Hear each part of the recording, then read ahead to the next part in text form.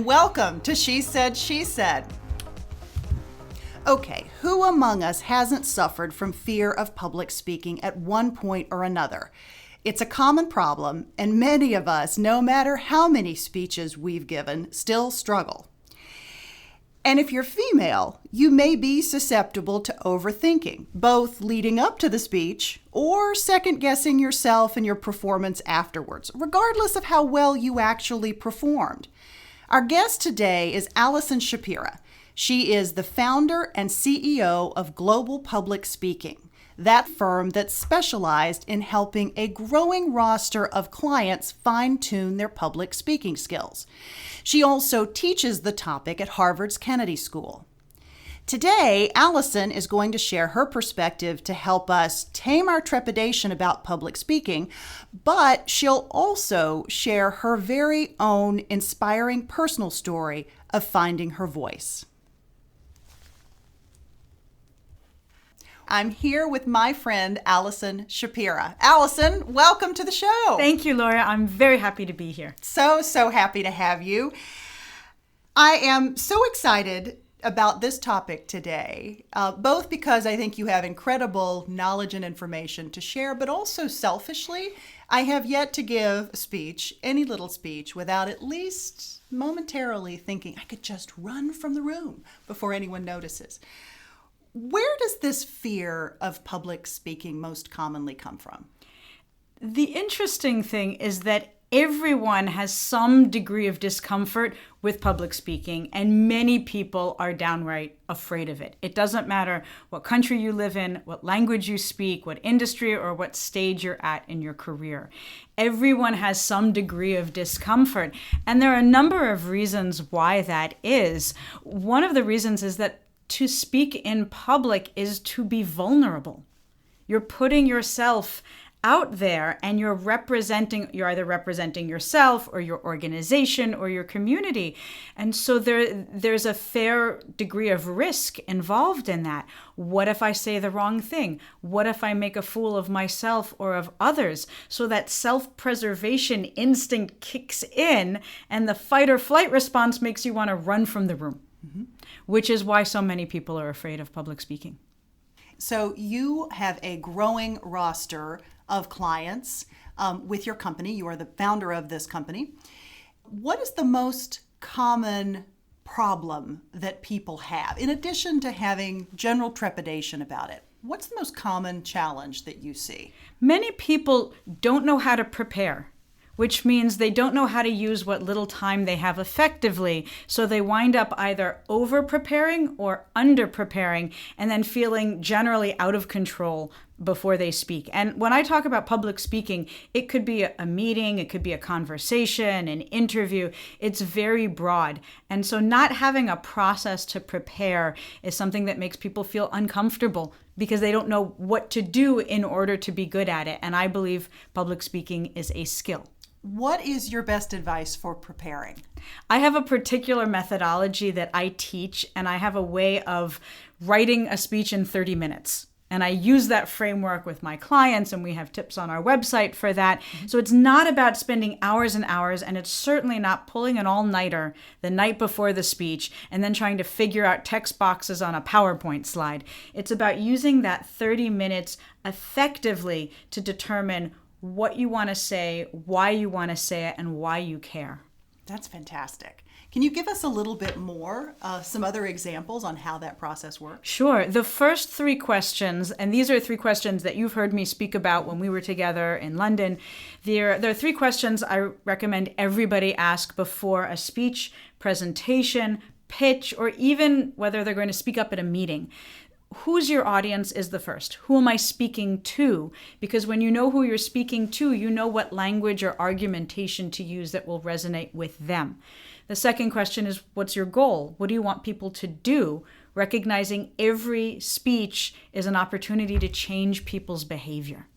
The third question is the most important, and that's why you? Why do you care about what you're talking about? Why do you care about your audience, about the work that you do?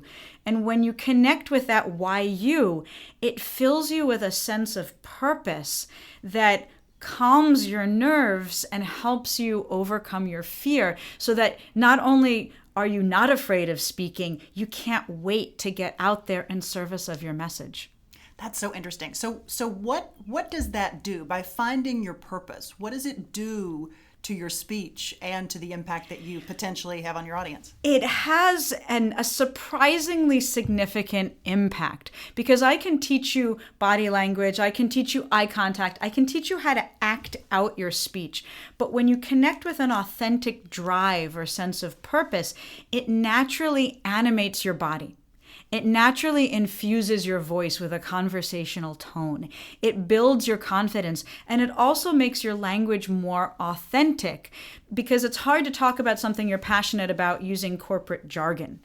And that's not what inspires people. We're not inspired by jargon. We're inspired by clear, concise, direct language. And so asking why you helps you connect with your authentic sense of purpose, which brings out a more genuine language.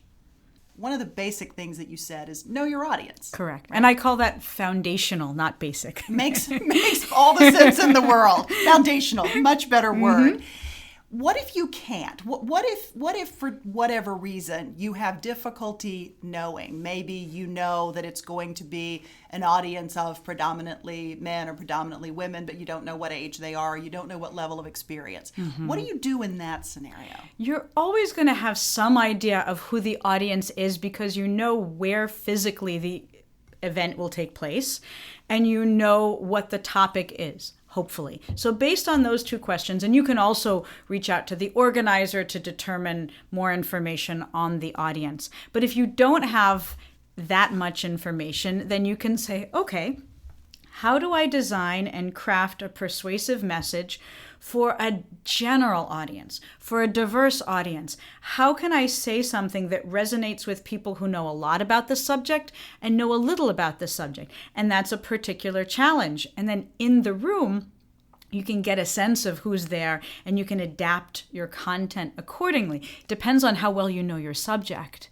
when you're able to adapt on the fly. If I don't know, I'll also build in questions in the beginning of my own presentation to say, why are you here? What are you hoping to get out of this? And then after teaching the subject for 15 years, I can pivot fairly quickly and say, well, if you're just starting out, this is what you do. But for those of you who want the more advanced version, this is how I normally address that issue.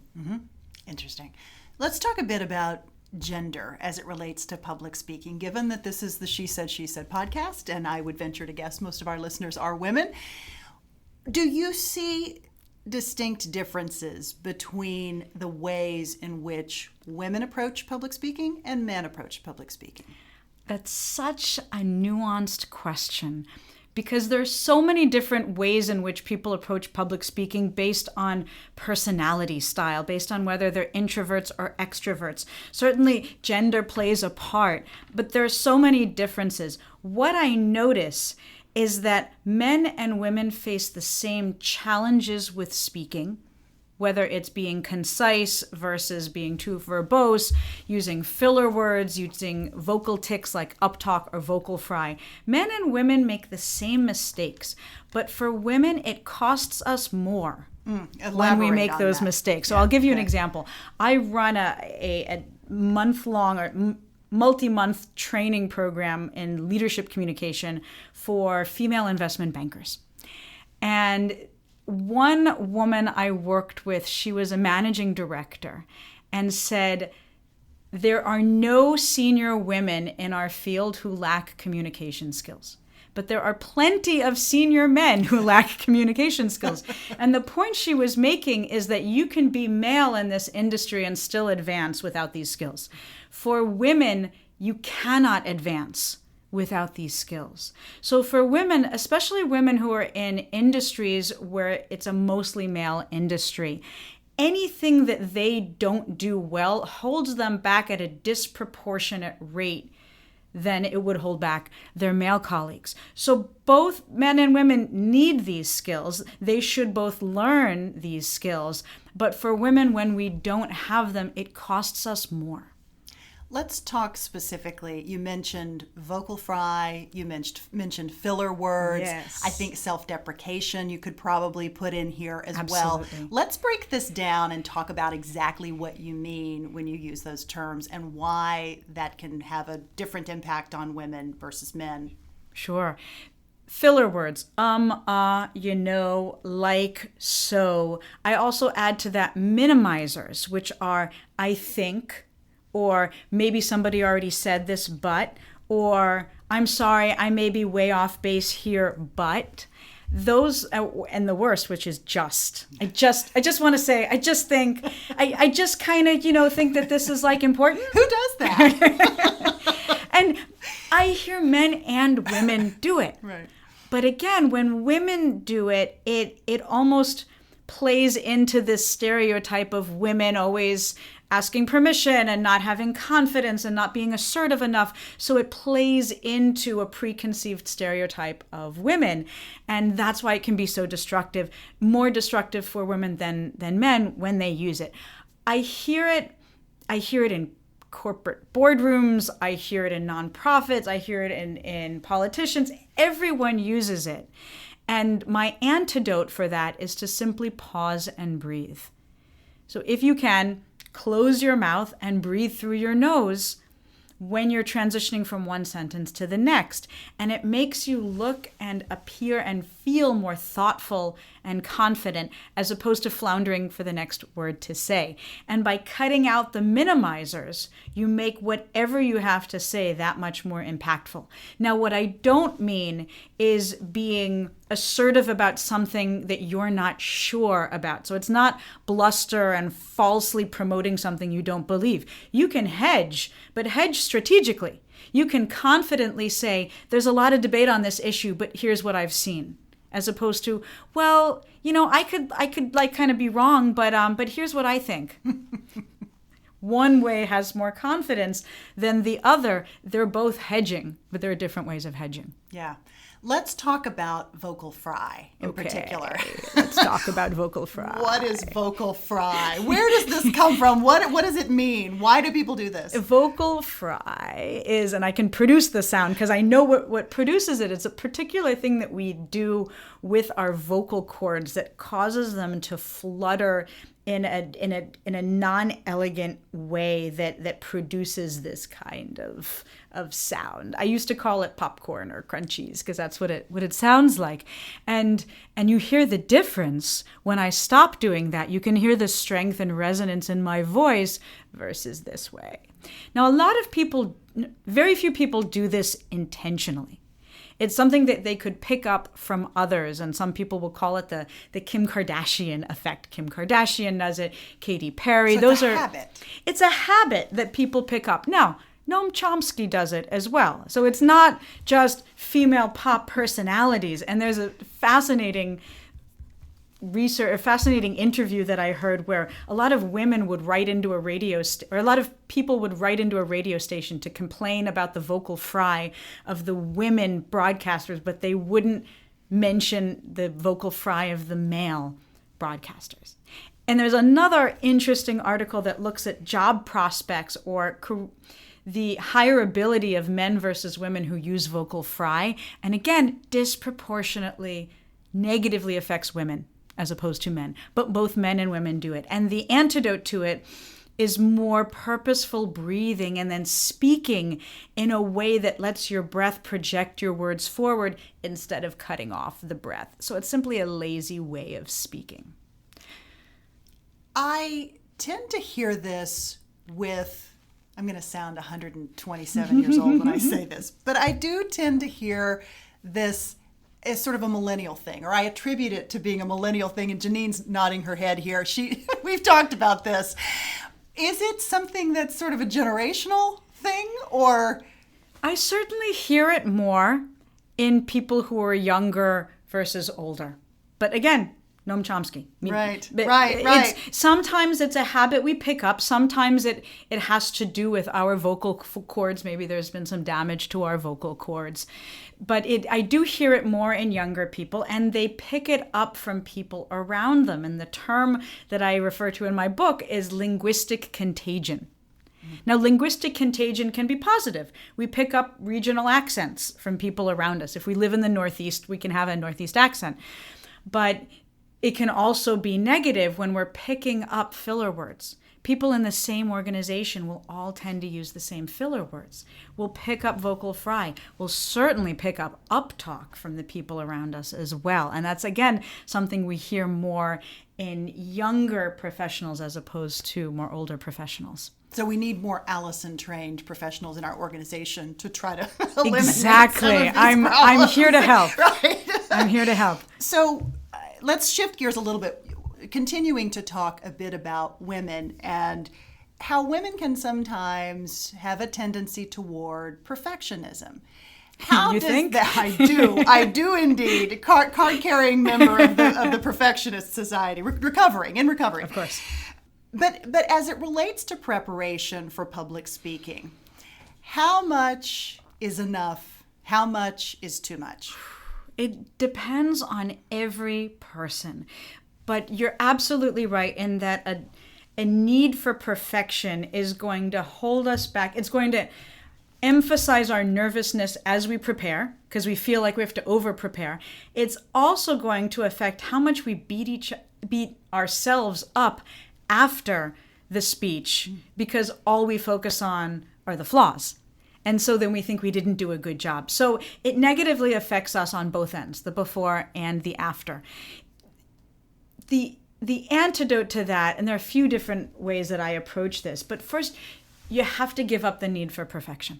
There is no, and anyone who's tried to juggle multiple careers or work-life balance simultaneously knows that there is no perfection. And this is an important lesson I learned transitioning from an opera singer to a folk singer, because opera is a performance. It's about that perfection of the art form. That's why we go to a show. We want to hear that effortless high C or that flawless Italian pronunciation.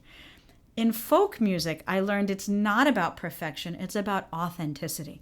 I'm certainly not the best musician, but I'm 100% myself on stage. And I use that as an analogy when I teach public speaking, that public speaking is more like folk music than like opera. The audience doesn't want you to be perfect. In fact, if you're perfect, then the audience might not trust you. You may be too slick. It may be manipulative. You'll come across as untrustworthy. Versus if you have a few ums and ahs, you forget your place, that's fine.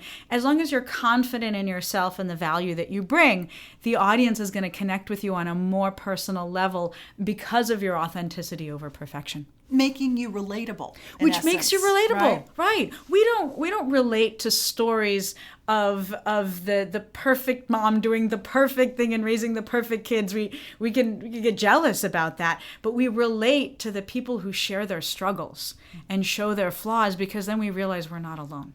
Right. Let's talk about this notion of how you evaluate your performance. You touched on something that I think is so important, and I mentioned this in the open, in fact, this tendency to be really hard on ourselves after we've given the speech and to focus on perhaps that 10% or 1% that we didn't do as well as we could have. It wasn't perfect, right? Versus the 90% that we basically got right. What's your advice for people, particularly for women, as you have an opportunity, hopefully, to listen to yourself, give a speech, and evaluate it? What's your advice for knowing how to do that most constructively? It's really important to evaluate yourself after a speech. But to your point, you can't beat yourself up after the speech. So I've developed a logbook, a speaker's logbook that I use with my clients that lets you track your progress. So after every speech, you ask yourself 3 questions. What went well? You always start with what went well, because your instinct is not to do that. Right. Start with what went well. I like that. Then what didn't go well? And the third question is critical. What am I going to do differently next time? So then you're transitioning from focusing on the past to focusing on the future. So what am I going to do after this? I do this with my team after every single speech or presentation. If it's a workshop, we don't fly home on the earlier plane. We sit after the workshop and answer those questions in depth. We spend about 30 minutes on that process and think about what are we going to improve for the next time. And that's something that people can do after every speech or presentation. And then they can also give that booklet to someone else who they trust and have that person give them feedback as well, so that it's not your own subjective feedback, but it's someone else giving you that feedback. The concept of what could we do better and how are we going to improve is in and of itself really empowering, because you're taking control of the situation and trying to do something about it. Exactly. It comes back to the fact that public speaking is a skill and not a talent. So if you could make the same mistake 100 times, but if you don't focus on improving it, you're not going to improve. If you look at it as a learnable skill, then by doing an analysis after every time you practice it, you're going to make progress and you'll get better and you'll be more confident. And as a result, you'll be more impactful. Allison, I've heard you talk about your 5 tips for calming your nerves before you give a speech. What are those 5 tips? I have a video that I recorded about this on a very calm lake in Connecticut that people can see on my YouTube channel. Birds are tweeting. It was wonderful. We recorded it at 6 a.m. before all the boats started waking up. And it starts with centering yourself. So stopping everything else that's going on, taking deep breaths in order to center yourself, reminding yourself of your sense of purpose, that why you. I also have a core value statement exercise that I use where people connect with their core values. So you practice that deep breathing, you connect with your why you imagine yourself giving a powerful speech. So you have a positive visualization of the outcome. And then you run through the first sentence and the last sentence to remind yourself that you know how you're going to begin and you know how you're going to end. And the last thing that you do in that process is smile. You smile to yourself because the act of smiling physically makes you feel better, and then you're ready. Can you talk a bit about the difference between executive presence and stage presence? It's very similar. And I started with stage presence as a performer. That's what I studied. I realized so many of those components are similar to executive presence in terms of how you hold yourself, your appearance, your sense of confidence in yourself and your material. Where it starts to diverge is what you're using that presence to do. So with stage presence, you're using it to put on a show. With executive presence, you're using it to build a relationship with the people that you're speaking to. So one part of your executive presence is the relationships that you have with others, the way you're able to build trust, to speak with integrity, to make sure that your words and your actions are in alignment. And so that's an area where executive presence starts to become more relational than simply putting on a show. Executive presence is not putting on a show. It is making sure that every part of you is communicating the same thing, but it also is in the service of connecting with individuals. How do body language and clothing choice play into that notion of stage presence versus executive presence, since they seem to be sort of so closely aligned potentially? Well, people, as I mentioned, we're communicating the moment we walk into a room. The moment we walk into a boardroom, into a meeting with clients, a lunch or a dinner, or on a huge stage. Before you start speaking. Before you start speaking, the moment you walk on, your body language is communicating. It's either communicating a lack of confidence or an abundance of confidence. The way you make eye contact or not, recognizing that's highly cultural. So in different cultures, a certain more or less eye contact is appropriate. But whether or not you look at the people you're meeting with is a factor of your executive presence. What you wear, unfortunately, is communicating. So if you're wearing jeans and flip-flops, that's communicating. Now, you may do that intentionally, and that's fine. It depends on who your audience is and what your goal is. But if your goal is to be on stage or in a meeting in service of your message, then what can you wear that also is in service of that message? So I think about attire every time I walk into a room because I want to be intentional about what I communicate. I can't say what's right or wrong. I can't tell you when to wear a suit, when to wear high heels versus flats. And women get into a lot of trouble with this or so many choices. There are too many choices there. And then there's how tight is it? How short is it? If you're on stage and on a panel, the skirt comes up a lot more than you think. So one female executive that I work with fairly frequently says she never goes to a conference in a dress when she's speaking. She just doesn't want to have to worry about the hem length. She always wears pants. And that's something that we have to worry about. Climbing up on a bar stool in a skirt is just about the worst thing. I've seen where that goes wrong. And think so about ways. Where you are and where your audience is. Eyesight is, again, it's fine to use your attire to send a message, but make sure you're intentional about what that message is so you're not sending an unintended message that distracts people from what you're really there to focus on. It's a balance. Yeah. Let's transition and talk about your personal story, which is so inspiring and so fascinating. You alluded to this a moment ago. You haven't always been a public speaking consultant. How did you find your way here? The start was through opera. Growing up, all I ever wanted to do was be an opera singer. So I went to performing arts high school and college for voice, but I got disillusioned with the field and really lost my passion for it. So I found my way into diplomacy, writing speeches, doing public diplomacy, and realized my operatic training made me a very good speaker and an even better coach. Because as opera singers, when we're not singing, all we're doing is critiquing other opera singers. So I developed this very fine eye and ear for giving critical feedback. And I was able to use those skills with the diplomats I was working with. And then literally by accident, somebody outside my office came to me for help. And I said, sure. And I charged them. and that was 15 years ago, but that was the beginning of this process of realizing I had very important knowledge and skills that other people would pay to learn. And so for 10 years, I did that on the side. I worked at Harvard University at the Kennedy School of Government. And even though I was doing non-public speaking things, the public speaking kept following me. So I had the chance to work with David Gergen when he taught the arts of communication. And then I could teach my own workshops. And for 10 years, it was a side business.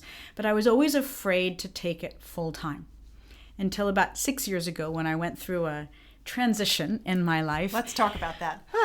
It's great to talk about it in hindsight. I had been offered a job at a consulting firm in DC, and it was doing something completely different from what I had done before, and it seemed like a great opportunity, financial independence, it was a great salary, and I would move from Boston to DC. So I accepted the job and flew to DC to sign the contract.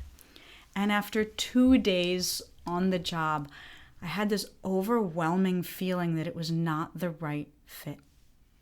There was nothing wrong with the job or with the office. It was simply a gut react, not just gut, head, heart, and gut all telling me this is not where you should be. And so on the third day, I quit. 3 days in. Yes. And went back to Boston where I had already given up my apartment and given up my job. So I did what any responsible woman would do in her mid-30s. I put everything I owned into storage and I said, I'm going to Europe with a travel guitar and I'll figure my life out when I get back. And I wound up performing in 4 countries, playing in bars, playing on street corners, crashing on friends' couches, and figuring out what I wanted to do. I wrote a number of songs, came back to Boston and recorded an album because I had nothing else to do. And then decided to move to Washington, D.C. on my own and finally take this side business teaching public speaking and launch it full time. So I moved to D.C. with 0 clients, but with a strong network of friends, former colleagues, former classmates, and set myself a goal of 2 networking meetings per day, every single day of the week. And I didn't ask for business. I asked for advice on how my skills would be valuable in their industry.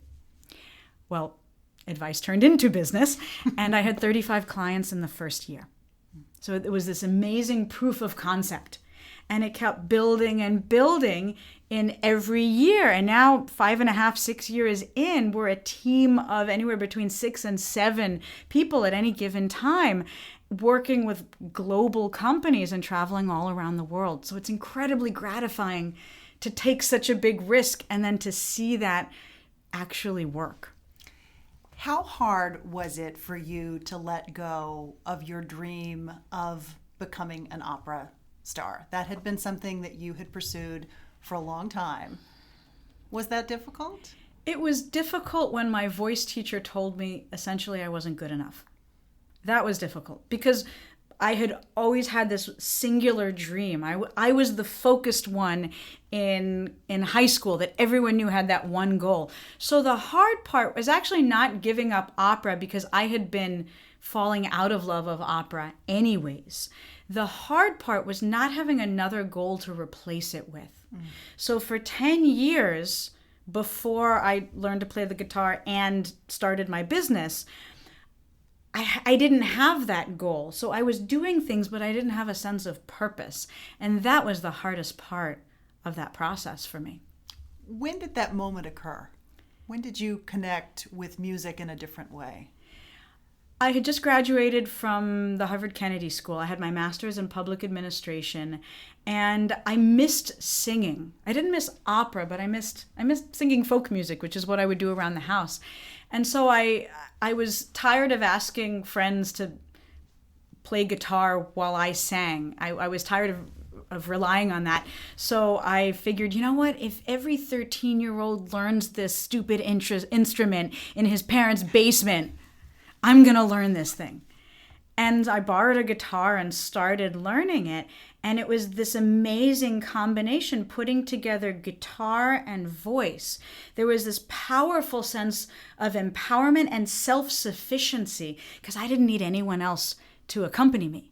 Me and my guitar could go anywhere and could create music, and we didn't need to rely on others. So that was a terrific moment of empowerment for me that later kick-started the business as well, because I wanted to build a business. I didn't want to work for someone else. I wanted to build a business around my skills, around my passion and strength. And so realizing that with the guitar made me then realize that with my business.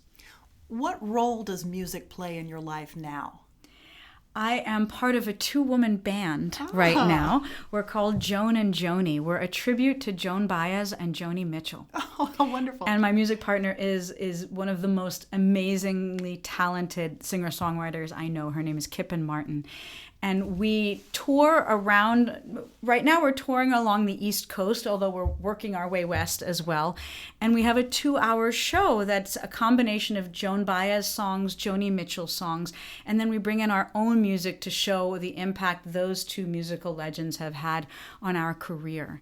And the response has been incredibly powerful from people in the audience who remember where they were when they heard Joan Baez and Joni Mitchell, and then to hear us interpret that music in a new and modern way is something that people are incredibly moved by.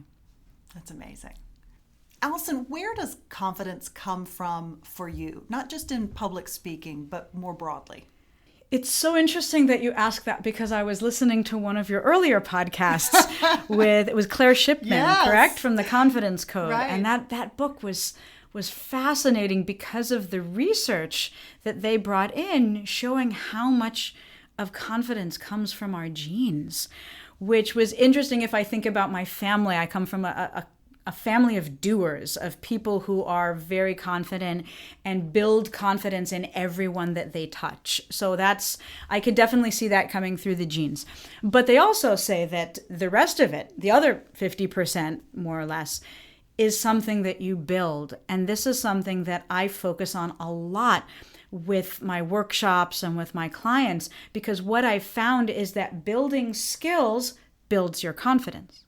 And then positive experiences build your confidence. Positive reinforcement from others builds your confidence. So there's a lot that we can do ourselves that builds our confidence. And then there are people we can seek out who build our confidence. And then when you have that confidence, you demonstrate that confidence in your voice, in your body language, in your pacing, and your choice of words. So the process of building confidence is something that's very much inside out, but the process of demonstrating confidence is something that then you can see on the outside. You see it in every part of the way you act. Mm-hmm. How about dealing with setback? What's your advice for dealing with things when they just don't go well? I'm thinking about a couple of different things, and I was in my book I was researching why those negative memories are so painful, and it turns out we remember emotional pain even more vividly than physical pain. So I don't remember what it was like when I got my ears pierced, but I will never forget what it felt like when I let somebody down. And so that pain, what do you do when you deal with setbacks? First of all, you know they're going to happen. It's impossible to not have any setbacks. And that's why in the speaker's debrief that I use, it's always, okay, so now what? What happened? What am I going to do about it? And for me, making a plan for next time is how I exert influence over my own life and how I start to feel better, because I'm not simply wallowing in what went wrong. I go into action mode. Okay, so what am I going to do differently? How am I going to make sure this never happens again and it never happens to anyone who works with me or for me? And what are we doing to change our processes to make sure it doesn't happen? So for me, the action mode is what helps me deal with setbacks. We ask each of our guests on this podcast for a piece of advice or a life hack or a mantra, something that either you live by or that you share regularly with others. What is yours? Pause and breathe. Pause and breathe is an antidote to fillers. It's also a way to calm yourself down before you speak. If you are getting overwhelmed by nerves on stage or in a meeting and things aren't going as you want them to go, pause and breathe helps you get back on track and be more intentional. And one of my clients refers to pause and breathe as really a philosophy in life. And you alluded to that earlier. It's a way of being, as opposed to rushing from place to place without stopping to take stock of where we are or how far we've come, or to connect with why we're doing this instead of just the doing all the time. And I feel like, especially now with so much vying for our attention with social media and constant notifications that we get, stopping to pause and breathe makes us more physically present, more emotionally present, and as a result, much more impactful in what we do next. So your book is coming out in January of 2019. Correct. Can you give us a little preview in terms of what we can expect? Yes, it's called Speak with Impact: How to Command the Room and Influence Others. Can't wait. It's coming out. It's being published by HarperCollins Leadership Imprint, which is very exciting, a terrific publisher. And the idea behind the book is there are lots of books out there that talk about public speaking, but there are very few that walk you through the process of writing, practicing, and delivering a speech or presentation, specifically for those professionals moving up in their career into more senior positions where all of a sudden the stakes are higher and the communication has to be more precise. And so this book, the goal of this book is that it's a practical and inspirational guide to the busy professional who wants to use their voice to exercise leadership on behalf of themselves, on behalf of their organization, or on behalf of their community. So it walks them through that process. You buy the book, you read the book, you use the book to have a positive impact on the people around you. Allison, I can't wait to have you back to talk about the book. I can't wait as well. Thank you so much for being here today. It was a real pleasure. A real pleasure to be here as well. Thank you. Thank you so much. To learn more about Allison, you can go to our website at www.shesaidshesaidpodcast.com. There we'll post some photos from our visit today, as well as some additional links to Allison's website, as well as some of her TED Talks. And once her book is published, we'll put that there too. You can follow She Said, on Facebook, Instagram, Twitter, and LinkedIn. And if you're enjoying the podcast, please leave us a review. We'd love to hear from you. Thanks so much for listening. This is a piece that I wrote while I was traveling around Europe, and it talks about the process of wandering. It's called All Along.